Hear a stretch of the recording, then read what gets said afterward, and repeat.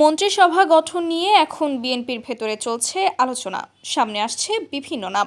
বেশ কিছু নেতা মন্ত্রী হচ্ছেন, সেটা প্রায় চূড়ান্ত। এর সঙ্গে আলোচনা হচ্ছে পরবর্তী রাষ্ট্রপতি কে হবেন। যদিও মেয়াদ এখনো শেষ হয়নি, তবে নতুন সরকার গঠনের পর বর্তমান রাষ্ট্রপতি মোহাম্মদ শাহাবুদ্দিন পদত্যাগ করতে পারেন। বিষয়টি তিনি গত ডিসেম্বরে বার্তা সংস্থা রয়টার্সকে দেওয়া এক সাক্ষাৎকারে জানিয়েছিলেন। আওয়ামী লীগের মনোনয়নে 2023 সালে বিনা প্রতিদ্বন্দ্বিতায় রাষ্ট্রপতি নির্বাচিত হন 75 বছর বয়সী মোহাম্মদ শাহাবুদ্দিন।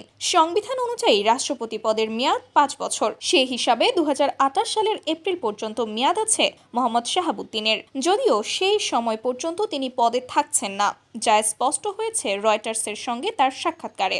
রাষ্ট্রপতি মোহাম্মদ শাহাবুদ্দিন তখন আরও বলেছিলেন, সব কনসুলেট, দূতাবাস ও হাই কমিশনের রাষ্ট্রপতির প্রতিকৃতি, রাষ্ট্রপতির ছবি ছিল।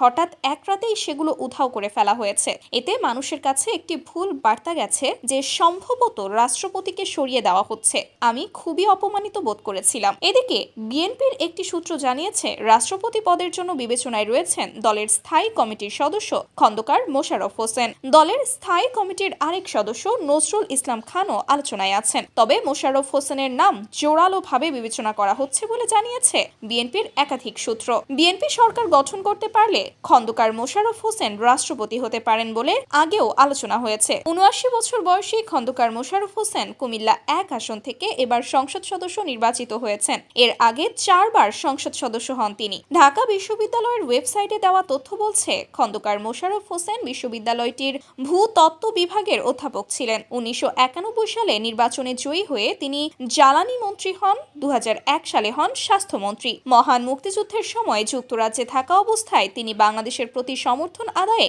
সংগঠকের ভূমিকায় ছিলেন। এদিকে বিএনপির একটি সূত্র বলছে, খন্দকার মোশাররফ দলের কার্যক্রমে কিছুটা কম সক্রিয়, নিজেকে কিছুটা আড়ালে রাখেন যাতে তাকে নিয়ে রাজনৈতিক বিতর্ক তৈরি না হয়। সূত্র জানিয়েছে, রাষ্ট্রপতি পদে বিএনপির স্থায়ী কমিটির সদস্য নজরুল ইসলাম খানের নামটি আলোচনায় থাকলেও তার প্রধানমন্ত্রীর রাজনৈতিক উপদেষ্টা করার পরামর্শ রয়েছে দলের ভেতর। খালেদা জিয়ার জানাজায় বিপুল জমায়েতে দলের পক্ষ থেকে বক্তব্য দিয়েছেন নজরুল ইসলাম খান।